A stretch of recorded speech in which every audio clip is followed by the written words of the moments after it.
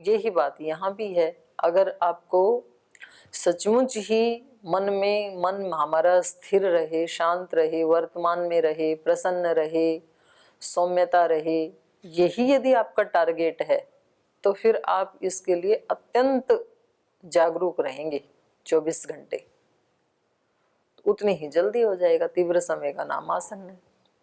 लेकिन कोई भी ऐसा व्यक्ति नहीं है कि जिसने प्रयास किया हो और उसको फल ना मिला हो, कम से कम इस फील्ड में, अध्यात्म के फील्ड में। ये इसको सब कर सकते हैं। बाहर के फील्ड है वो सब फील्ड सबके लिए नहीं है। गाने का कंठ किसी को मिलता है, सब गाने में एक्सपर्ट नहीं हो सकते, चाहे आप 10-10 घंटे भी रियाज क्यों ना कर लो कि भाई चलो ये जिनको कंठ मिला वो 2 घंटे करते हैं तो हम 6 घंटे लगाएंगे। 6 क्या, आप 8 भी लगा दो, 10 भी लगा दो तो भी आपको नहीं आएगा, क्योंकि आपके पास वो इंस्ट्रूमेंट ही नहीं है। अब किसी व्यक्ति को वो इंजीनियर, डॉक्टर या अलग अलग कोई जो भी संसार की उपलब्धियां हैं, जरूरी नहीं है हर व्यक्ति उसमें एक्सपर्ट हो जाए। लेकिन अध्यात्म में अपने मन को रोकने में, मन का तप करने में सब समर्थ हैं। हर आत्मा सब रोक सकते हैं। ऋषि बनने में सब समर्थ है, हर व्यक्ति बन सकता है, लेकिन उसकी अभिप्सा के ऊपर है। तो उसमें बहुत जल्दी ये अपने मन को विचार देना कि जी हम करते तो हैं पर मन तो रुकता ही नहीं है, हम तो चाहते हैं कि वो एक में ही रहे, लेकिन वो तो कुछ ना कुछ आगे पीछे जाता ही रहता है। तो ये विचार यदि आपने मन को दिया तो आपने मन को ये बता दिया कि ये ठीक होने वाला नहीं है। तो ये विचार कभी नहीं देना। आप बोलो कि ठीक आज नहीं हुआ तो कल होगा, होना ही पड़ेगा इसको, क्योंकि मेरा लक्ष्य वही है ना। तो जो आपको बनना है उसका पहले आपको 100% विश्वास होना चाहिए, नॉट 99। और वही व्यक्ति उसको कर पाते हैं। श्री अरविंद जब साधना करने लगे, वो कॉलेज में प्रोफेसर थे गुजरात में, बड़ोदरा में, और वो तो वहां पढ़ के आए थे इंग्लैंड में। उनके पास इस यहाँ के संस्कार तो थे नहीं, पर जो उनको एक वंश परंपरा से आई, जेनेटिकली आई जो संस्कार, वो तो थे ही उनके, और पूर्व जन्मों के भी होंगे। तो उन्होंने अपने मन में एक ही बात ठानी कि अगर सचमुच इस संसार में कोई भगवान नाम की शक्ति है और उसको सब प्राप्त कर सकते हैं तो मैं उसको देख करके ही मानूंगा, ऐसा उन्होंने लिखा है। तो ये उस व्यक्ति का मिशन है। अब हमारा मिशन है कि ठीक है, जब तक जीवन ठीक ठाक चल रहा है तो ठीक है, संध्या हवन भी करेंगे, व्यायाम भी करेंगे, प्राणायाम भी करेंगे, पर भगवान के दर्शन इस जन्म में ना हो तो कोई बात नहीं, अगले में भी चलेगा। जीवन पवित्रता से चलता रहे तो फिर निश्चित रूप से ही उसको नहीं होंगे। क्यों? उसका टारगेट ही ये है कि नहीं भी हो तो चलेगा, तो फिर नहीं मिलेगा। तो हमें ये देखना पड़ेगा कि हमारा लक्ष्य क्या है, हम क्या चाहते हैं। जो चाहते हैं वो तो मिल जाएगा। और मान लो आप चाहते हैं और आपको 100% ये विश्वास भी है कि मुझे मिलेगा, और फिर भी मान लो आपको इस जन्म में उपलब्धि ना हो, तो भी कोई बात नहीं है। तो आप अगले जन्म में भी फिर उसी कार्य में शुरू से ही लग जाएंगे। तो अभ्यास और वैराग्य व्यर्थ नहीं जाएगा आपका किया हुआ। तो इसलिए करते ही रहना चाहिए। उसमें अधीरता ये नहीं होनी चाहिए कि जी अभी हुआ नहीं तो ये होगा कि नहीं होगा। होगा, आज नहीं हुआ तो कल हो जाएगा, कल नहीं होगा तो 10 दिन बाद हो जाएगा, 10 दिन बाद नहीं होता अगले जन्म में हो जाएगा, होगा। लेकिन ठीक है, और बोलो। नहीं तो जो आत्म संवाद जो चलते रहता है उसको शांत करने के लिए फिर तो आपने आत्म संवाद को सुनना शुरू कर दिया, ये भी आध्यात्मिक उपलब्धि ही है। नहीं तो आत्म संवाद को व्यक्ति क्या संवाद चलता है मेरे अंदर, वो तो पकड़ में भी नहीं आता है, पता भी नहीं चलता है। तो एक एक स्टेप वाइज चलते रहो, बस वो यात्रा जो है वो बीच में बाधित नहीं होनी चाहिए, बस इतनी बात है। तो फिर तो यात्रा का भी अपना आनंद होता है, सिद्धि का तो आनंद होता ही होता है, पर उससे पहले यात्रा का भी अपना बहुत बड़ा आनंद होता है। अध्यात्म मार्ग की जो यात्रा है। कहीं घूमने जाते हो, आपको आचार्य जी ले जाते हैं पहाड़ पे, चलो मालाग्राम दिखा के लाते हैं आपको, फिर आप वहां गए तो उस स्थान का तो अपना आनंद है ही है, पर बीच में जो आपको झरने मिले, जो आपको पहाड़ मिले, वनस्पतियां मिली, उसका भी अपना आनंद है कि नहीं है? उसका भी है।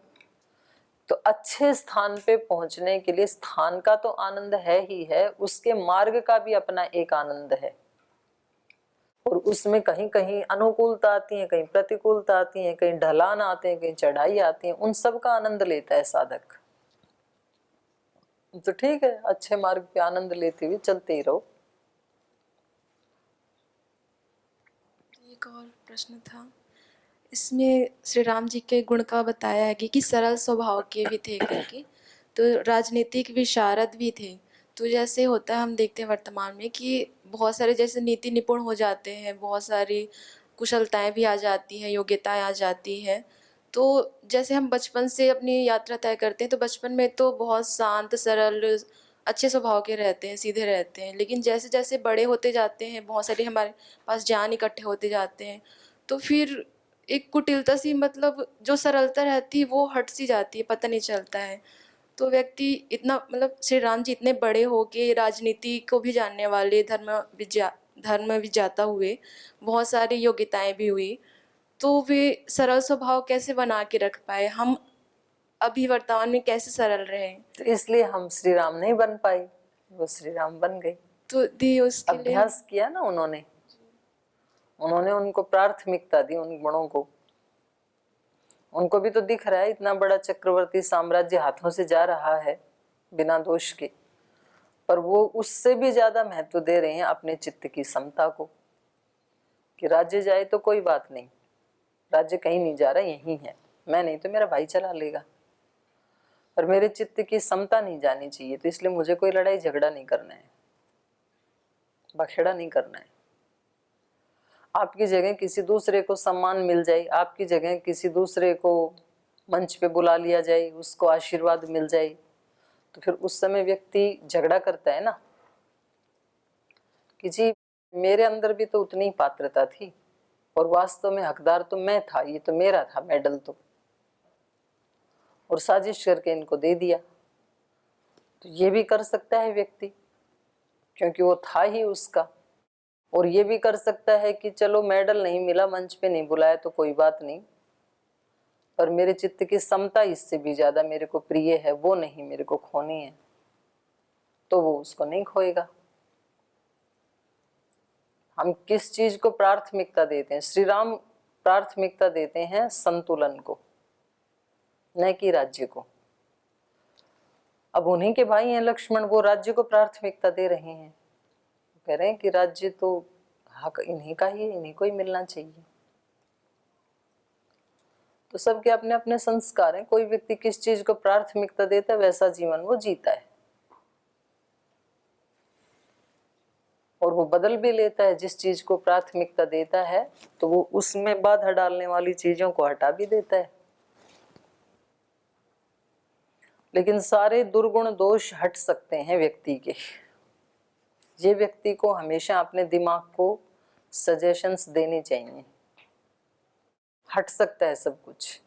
दूसरे व्यक्ति हमें ये कहें कि नहीं आप नहीं कर सकते हो, आध्यात्म की बात कर रही हूं मैं, तो अध्यात्म में कोई भी ऐसा दोष दुर्गुण नहीं है जो नहीं हट सकता है, सब हट सकते हैं। उसमें व्यक्ति को कभी ऐसे नहीं मानना चाहिए कि मैं ये नहीं कर पाऊंगा। बाकी के जो हुनर हैं वो जरूरी नहीं है कि आप उनको कर सकें, सबको कर सकें, वो जरूरी नहीं है। इसलिए महर्षि दयानंद ने कहा कि विद्वान सब बन सकें ये जरूरी नहीं है, पर धर्मात्मा सब बन सकते हैं। ठीक है, हो गया। दीदी, सरलता से हम क्या समझेंगे? हम कैसे सरल बने? सरलता का मतलब होता है जो मन में है, वाणी में है, वही कर्म में है, उसको सरलता कहते हैं। सरलता का सबसे अच्छा उदाहरण है अर्जुन, गीता में। उनके गुरुजी जब समझाते हैं तो वो उनको अंदर से जो उनको समझ में नहीं आता है तो वो तुरंत पूछते हैं फिर, पर वो केवल शब्द तक नहीं होनी चाहिए। ऋजुता का मतलब एक तो हो गया जैसे आप पाठ सुन रहे हैं और जो आपको नहीं ठीक से समझ में आ रहा है उसको वैसे ही पूछना, लेकिन उसमें भी फिर एक जिज्ञासा का भाव होना चाहिए। अगर आपका अहंकार का भाव है तो गलत है। यदि आप वितंडा कर रहे हैं, 3 चीजें होती हैं ना, वाद जल्प वितंडा।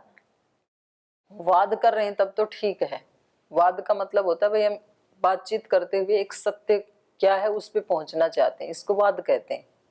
एक होती है वितंडा, कोई भी कुतर्क देके मुझे आपकी बात को काटना है, तो इसको अच्छा नहीं माना जाता है, ये निग्रह स्थान है, वितंडा नहीं करनी चाहिए। और एक होता है जल्प, जल्प में अपने पक्ष को जिताना होता है, दूसरे को पराजित करना होता है। तो जल्प और वितंडा में अंतर क्या है? वितंडा में उस व्यक्ति का अपना कोई पक्ष भी नहीं होता है, बस उसका एक प्रयोजन है इसकी बात को काटना है, बाकी उसको कोई लेना देना नहीं है। और हमारी बहुत सारी चर्चाएं ये जल्प और वितंडा के तहत ही होती हैं। मतलब क्या ठीक है समाज में, क्या गलत है, हमें उससे कोई लेना देना नहीं है, ना हमें उनको ठीक करना है। पर हम कभी बातचीत ऐसी छेड़ देते हैं और फिर उसमें हम इतने अग्रेसिव हो जाते हैं कि हमें ये जिस व्यक्ति से हम बात कर रहे हैं इसकी बात को किसी भी तरह से काटना ही है, तो वो वितंडा होता है। फिर तो वैतंडिक नहीं बनना व्यक्ति को। तो ऋजुता का मतलब है कि आप एक स्वस्थ संवाद कर रहे हैं, और फिर आप यदि ऋजु हैं तो जैसा यहाँ आपको समझ में आया, स्पष्ट हो गया वाद करते हुए, उसको फिर आप जिएंगे, ऐसा करके देखेंगे तो बहुत सारे विघ्न आएंगे, उनको फिर अगले दिन आप प्रस्तुत करेंगे कि आपने तो ऐसे कहा था, तो हमें तो ऐसे हो रहा है। तो ये ऋजुता है, सरलता है। भगवान कृष्ण के अंग कांप रहे हैं अपने संबंधियों को सामने देख करके, और पसीने छूट रहे हैं, और कृष्ण पूछ रहे हैं कि क्यों तेरा ये हाल क्यों हो गया। तो वो झूठ भी तो बोल सकते थे ना वहां पे, बोले मुझे तो पता नहीं क्या हो गया पर मैं आज लड़ नहीं पाऊंगा, कहीं तो मुझे आईसीयू में भर्ती कराओ। तो वहां कोई बीपी नापता, कोई शुगर नापता, कोई कुछ करता। तो उन्होंने ऐसे नहीं कहा, उन्होंने बताया कि मेरे मन में ना मोह जागृत हो रहा है, मुझे ये लग रहा है आज तक इतने युद्ध किए तो उसमें अपने संबंधी सामने नहीं होते थे, पर आज तो अपने वाले सामने खड़े हैं, तो इनको देख करके ये लग रहा है कि इनके ऊपर कैसे मैं प्रहार करूं, कैसे बाण चलाऊं। तो सच बोला ना, और हम सच को छिपाते हैं। व्यक्ति को पता होता है कि भाई मेरे अंदर इनके प्रति वैमनस्य है, इनके प्रति शिकायत का भाव है, और फिर भी व्यक्ति उस व्यक्ति को प्रणाम करता है, तो ये ऋजुता नहीं है। फिर तो उसको, अगर आप ऋजु हैं तो आप जाएं, उनको प्रणाम भी करें, फिर बोल दिया आपके प्रति मन में ये भाव आ रहा है तो क्या करें, तो उसको फिर ऋजु माना जाएगा। अब हो सकता है कि उसके कारण फिर उल्टा आपको ही उल्टा दंड मिल सकता है, आपको निकाला भी जा सकता है, कुछ भी हो सकता है ना एक्शन। उस सबको स्वीकार करते हुए और अपनी ऋजुता को व्यक्ति सबसे ऊपर रखे, तो फिर कुछ दिन में उस व्यक्ति के भाव का भी फिर दूसरे लोगों को पता लग जाता है कि वास्तव में ये व्यक्ति कुछ सीखना चाहता है। ऋजुता अच्छा गुण है, और यदि हम ऋजुता का बहाना लेकर के किसी अपने दोष को ही पनपा रहे हैं तब तो फिर हम दंड के भागी होंगे। और ऋजुता को धारण करके यदि हम अच्छा बनना चाहते हैं, सत्य को प्राप्त करना चाहते हैं, तो फिर हम बचा लिए जाएंगे। ऋजुता ही हमारी रक्षिका बन जाएगी, सत्य ही हमारा रक्षक बन जाता है फिर। तो इसलिए जो वास्तव में ऋजु है, सत्यवादी है, वो व्यक्ति हमेशा निर्भीक होता है, उसको भय नहीं होता है। और ये जो जटिल व्यक्ति है ये हमेशा भयभीत व्यक्ति होता है कि मेरे मन में तो इनके प्रति वैमनस्य है, बहुत सारी शिकायतें हैं, लेकिन मैं इसलिए नहीं कहूंगा कि मैं कह दूंगा तो मेरे को निकाल देंगे, तो इसका मतलब आपको निकलने का भय है, तो आप भयभीत व्यक्ति हैं। तो भय तो अपने आप में एक दोष है, तो गुण कोई भी जो है वो व्यक्ति उसको लेकर के चलेगा तो वो गुण ही उसकी रक्षा करेगा। लेकिन इस व्यक्ति को बहुत क्लियर होना चाहिए कि मैं सच में सत्य का आश्रय लेकर के चल रहा हूँ, और वो एकांत में भी, अपने आत्म संवाद में भी, अपने मनन में भी, चिंतन में भी उस सत्य को ही आगे रखता है, तो वो सत्य उसकी रक्षा करेगा। फिर वो ऋजुता उसकी रक्षा करेगी, वो व्यक्ति बचा लिया जाएगा। असत्य कभी भी रक्षा नहीं करता है। व्यक्ति कितनी भी लीपा पोती करे, वो व्यक्ति तो कहीं ना कहीं दंडित होगा। और जो सचमुच ऋजु है, सत्यवादी है, ईमानदार है, पुरुषार्थी है, उस व्यक्ति को कितनी भी बाधाएं आए, कितने भी आरोप प्रत्यारोप लगे, वो व्यक्ति हर मुसीबत से पार हो जाएगा। ये नियम है, पथ का विधान ऐसा ही है। तो चलो थोड़ा आगे, और कोई प्रश्न है उनको दे दो पीछे। ओम दीदी जी प्रणाम। दीदी जी कल ये था कि कौशल्या माता को जब पता चला इतनी सारी बातों का कि राम को इस तरह से भेजा जा रहा है, फिर भी वो दुखी तो हुई पर अंदर से वो विचलित नहीं हो रही हैं। अगर वो विचलित होती तो कैकेयी से जाके पूछ सकती थी, क्योंकि तो बड़ी रानी थी, वो अपना फैसला भी सुना सकती थी कि तुमको राज्य देना है तो दे दो भरत को, राम वन नहीं जाएगा, इस तरह से बोल सकती थी। पर गृहस्थ आश्रम में रह के इतनी स्थिरता और फिर इस तरह से, और हम तो इस मार्ग पे चल रहे हैं फिर भी हमारे अंदर तो इस तरह से नहीं हो पाता। एक तो ये विचार नहीं देना अपने आप को कि हम इस मार्ग पे चलने, तो भी हमारे अंदर नहीं आएगी, आपके अंदर भी। आप चल रहे हो, आपने चलना शुरू किया है ना। तो इससे अपने को तो ये सीखना है कि कोई एक आत्मा गृहस्थ आश्रम में रह करके भी यदि अपने चित्त को इतना संभाल सकता है तो हम भी संभाल सकते हैं। तो जब कोई ऐसा इम्बैलेंस होने की परिस्थिति आए तब ये उदाहरण सामने ले आई कि देखो उनके सामने भी ऐसा था ना, तो इसीलिए तो हम पढ़ रहे हैं। और दूसरी बात ये आप कह रहे हैं कि उन्होंने कैसे वहां रह करके भी, तो ये तो मैं कई बार आपको बता चुकी हूँ कि कोई भी आत्मा कहीं भी रह करके आत्मोन्नति कर सकती है। रामायण केवल सन्यासी या ब्रह्मचारियों के लिए ही है ऐसा नहीं है, या वेद दर्शन उपनिषद पढ़ने का अधिकार और जीने का अधिकार केवल सन्यासी ब्रह्मचारियों को, ऐसा नहीं है। शास्त्र हर आत्मा के लिए है, सत्य का अन्वेषण हर आत्मा के लिए है। इसलिए तो श्री राम देखो गृहस्थ में रहते हुए कह रहे हैं माता कैकेयी को कि आप मेरे को धन का लोभी मत समझना, मेरा चरित्र तो ऋषियों के तुल्य है। तो इसका मतलब कोई घर परिवार में रह करके भी ऋषि तुल्य बन सकता है,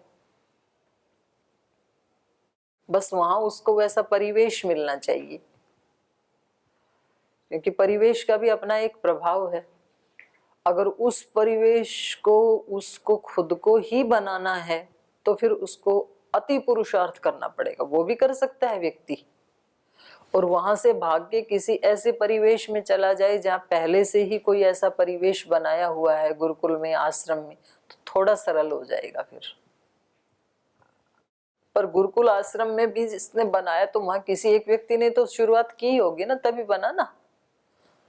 तो उस व्यक्ति का पुरुषार्थ फिर हमसे ज्यादा प्रबल है। जैसे मानो यहाँ पतंजलि में एक परिवेश बना, तो शुरुआत में तो स्वामी जी नहीं बनाया, तो एक व्यक्ति ही है ना। जैसे वहां दक्षिण भारत में एक माता जी हैं, माता अमृतानंदमयी, वो पढ़ी लिखी भी नहीं है और उनके आसपास कोई ऐसा परिवेश नहीं था। मछुआरे परिवार में पैदा हुई, बिल्कुल छोटी सी बस्ती, दूर दराज शहर से, समुद्र के किनारे छोटी सी बस्ती, छोटे से घर हैं, झोपड़ियां हैं, घर भी क्या है।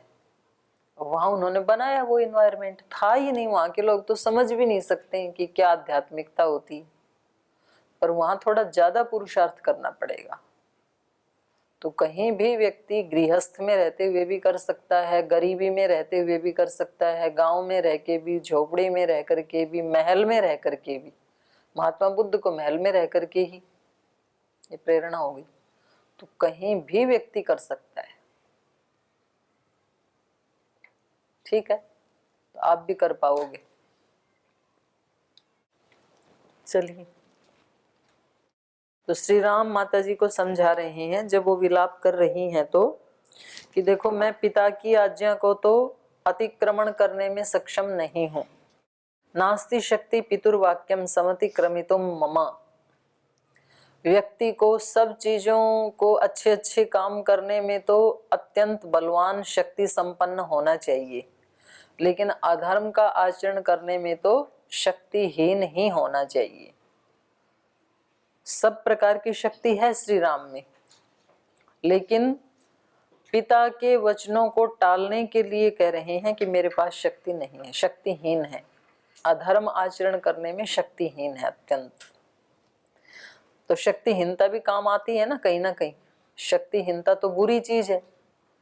तो जब हम कई बार कुछ महापुरुषों से ऐसे सुनते हैं कि भाई संसार में कोई चीज भी बुरी नहीं है, शक्ति संपन्नता एक गुण है, शक्तिहीनता दुर्गुण है, लेकिन शक्तिहीनता भी कहाँ काम आ जाती है?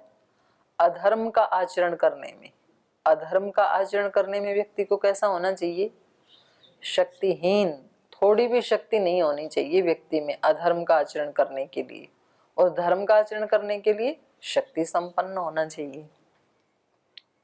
तो श्री राम जैसे जो शक्ति के पुंज हैं वो व्यक्ति कह रहे हैं नास्ति शक्ति, मेरे पास वो शक्ति नहीं है बिल्कुल भी।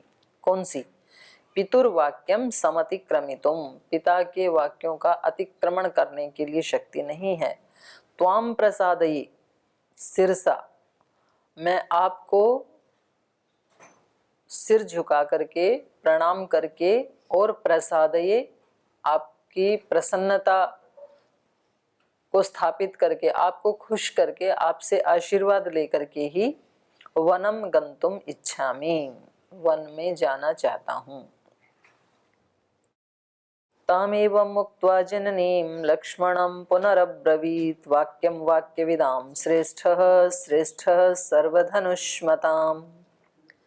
ताम एवं उक्ताम जननीम लक्ष्मणम पुनः अब्रवीत, पहले तो माता जी को ये कहा कि देखो पिता की आज्ञा का पालन तो जरूर करूंगा, लेकिन आपसे भी आशीर्वाद लेकर के ही जाऊंगा, आपको भी आशीर्वाद देना पड़ेगा, क्योंकि आपको ऐसे छोड़ के और आपसे बिना आशीर्वाद लिए तो मैं जा नहीं सकता हूँ। आपके आशीर्वाद के बिना तो जीवन में कहीं भी सफल ही नहीं हो सकता हूँ, तो आशीर्वाद तो देना पड़ेगा आपको।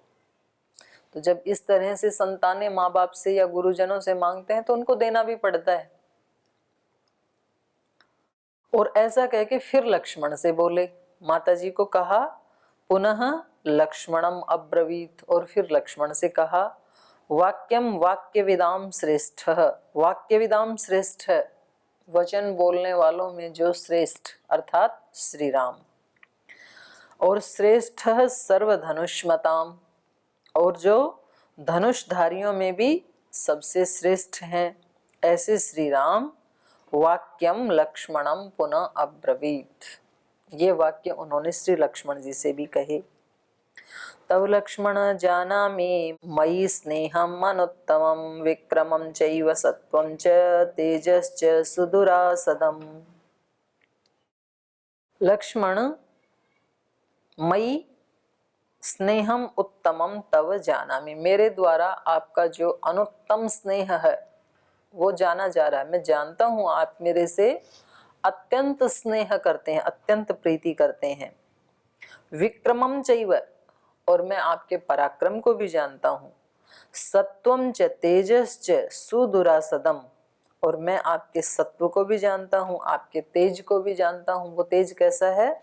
सुदुरासदम, अजय, जिसको कोई पराजित नहीं कर सकता है, ऐसे आपके पराक्रम को, आपके तेज को, बल को मैं अच्छी तरह से जानता हूं। लेकिन मम मातु महद्दुःखम अतुलम शुभलक्षण अभिप्रायम अविज्ञाय सत्यस्य च शमस्य च। लेकिन कह रहे हैं कि आप तो सब कुछ जानने वाले हैं। मम मातु महद्दुःखम, मेरी माता जी का दुख तो बहुत भारी दुख है, क्योंकि किसी माँ के लिए ये सबसे बड़ा दुख का क्षण होता है जब बिना अपराध के उसके बच्चे को उससे अलग किया जाए। उनको वनवास भेजा जा रहा है, इतने सुयोग्य पुत्र को, वो भी बिना किसी दोष के, जो राज्य का अधिकारी है। तो माँ के लिए तो ये अतुल दुख है ही। ममा मातु महद दुखम अतुलम शुभ लक्षण है। हे शुभ लक्षण वाले लक्ष्मण, मेरी माता के सिर पे तो बहुत अतुल, जिसका कोई तुलना नहीं की जा सकती, अतुलनीय दुख है माता के लिए। इससे ज्यादा दुख और क्या हो सकता है किसी को।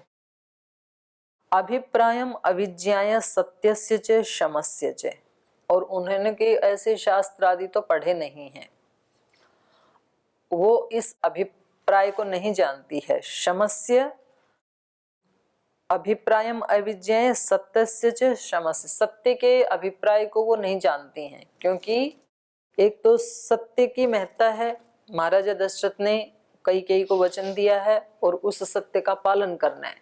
लेकिन मेरी माता को तो पुत्र का मोह ज्यादा है, इसलिए शायद वो सत्य की महत्ता को नहीं समझ पा रही हैं।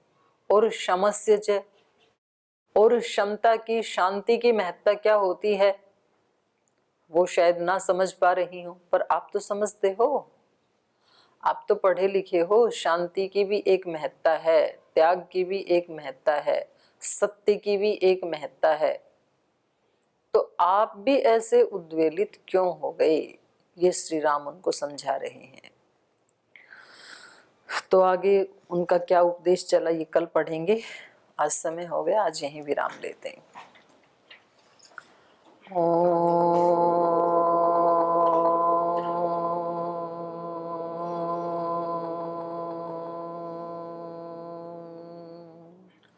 शांति शांति शांति।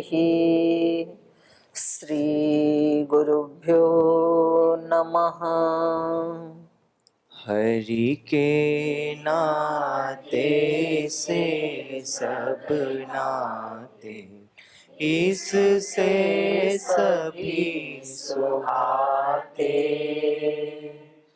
हरि के नाते से सब नाते, इससे सभी सुहाते। किससे वैर करेंगे प्यारे, विविध रूप धर आते। किससे वैर करेंगे प्यारे, विविध रूप धर आते। स्वार्थ बिना जो सबकी सेवा, करते नहीं आघाते। स्वार्थ बिना जो सबकी सेवा, करते नहीं आघाते। पर दुख दुखी सुखी पर सुख में, वो जन हरि को भाते। पर दुख दुखी सुखी पर सुख में, वो जन हरि को भाते। हरि के नाते से सब नाते, इससे सभी सुहाते। किससे वैर करेंगे प्यारे, विविध रूप धर आते।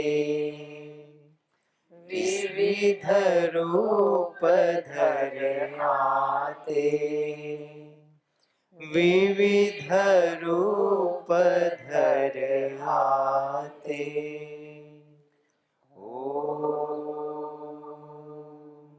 शांति। श्री गुरुभ्यो नमः।